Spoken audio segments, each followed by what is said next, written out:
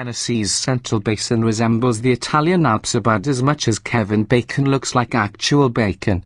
But on our drive through the volunteer state, the Alfa Romeo crossover named for the continent's iconic mountain pass transported us instead to a different European motoring mecca. Running southwest out of Nashville, the 444-mile Natchez Trace Parkway plows a narrow squiggle through a verdant forest and conjures up a sort of neo-Nürburgring.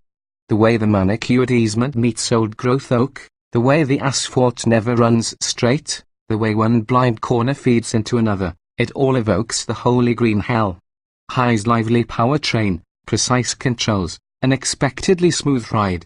Low's unproven reliability, electronic shifter, interior tarnished by flashes of cheapness. Mind the liquor-clad cyclists, dispatch with the dawdling sightseers, and ignore the 40 and 50 miles per hour speed limits of the Natchez Trace, and the Alfa Romeo Stelvio alights with verve. It steers with a steady linear effort. The brake pedal responds obediently to slight pressure modulation, and in general Alfa's brake-by-wire system felt more natural and better sorted this time around than it is in Giulia sedans that we've driven. The Stelvio doesn't drive small, it's slightly longer than the Audi Q5, the BMW X3, and the Mercedes-Benz GL Class, but there is a precision to the controls that invites you to use more road, to corner closer to trees that crowd the driving line, and to drift nearer the drainage ditch at the pavement's edge.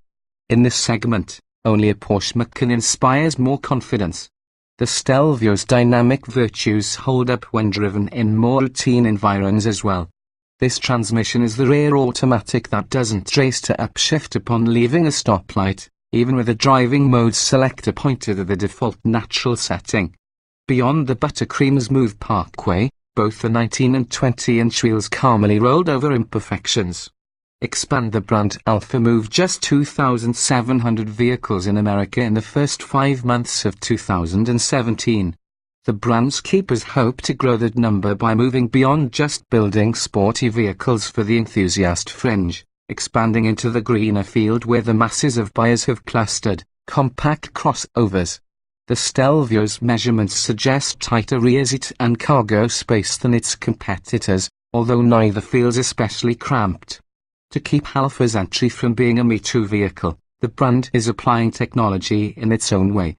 At Alfa Romeo, technology is more than a fancy radio and advanced driver assistance systems.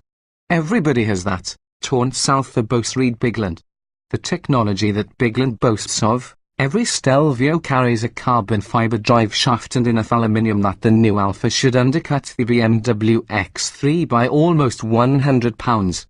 The available performance package installs a helical limit slip differential between the rear wheels. To drive home the brand message, Alfa makes the driver thumb an engine start button mounted on the steering wheel. In Sport and T-Sport trims, massive column-mounted aluminium shift paddles block the control stalks. You're not going to use the turn signal without first executing 4 flawless downshifts, they insist. Everybody else also has a turbocharged 2.0-litre inline four paired with an 8-speed automatic and all-wheel drive, all of which comes standard here. The variable E-valve lift engine is the strongman of the class, however, at 280 horses and 306 lb-ft of torque. Yet it's also a gentleman, revving smoothly with minimal turbo lag. Stelvio pricing starts from $42,990 for a nicely equipped car that includes 10-way power seats for both the driver and passenger, rear leather. Many competitors use a synthetic material as standard, 18-inch wheels, proximate entry, remote start, adaptive headlights, rear parking sensors, a backup camera, and a power liftgate. The $2,000 step up to the T-trim adds heating to the front seats and the steering wheel, satellite radio, front parking sensors, and an 8.8-inch infotainment display up from 6.5 inches in the base model. Sport variants, available in both base and T configurations, include paddle shifters, aluminium interior trim and pedals, larger wheels, painted brake calipers in red, black, or yellow, and gloss black exterior trim. A couple of different driver assistance packages bring blind spot monitoring, auto-dimming exterior mirrors, adaptive cruise control, forward collision warning with automated emergency braking, lane departure warning, and automatic high beams. Apple CarPlay and Android Auto compatibility will become standard equipment within a couple months of the Stelvio's late June arrival, but that feature isn't available in the initial batch of cars. While Maserati's remake has been assembled partially with Chrysler leftovers, Alfa gets its own premium-feeling switchgear and a new infotainment system that is, at least for now, exclusive to the brand.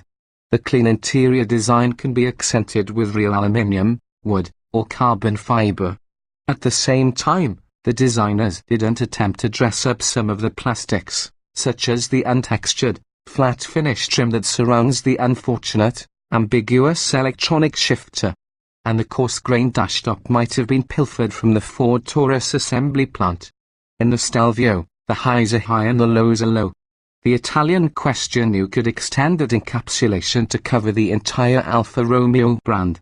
In our 4 separate tests, not a single fleet-footed Giulia has escaped our scrutiny without first lighting a check engine lamp, entering a lymphome mode, or jamming its sunroof in the open position. And while we never needed to unpack the code reader we carried to Nashville, the Stelvio illuminated a fault light for the auto stop-start system less than 2 miles from the end of the drive.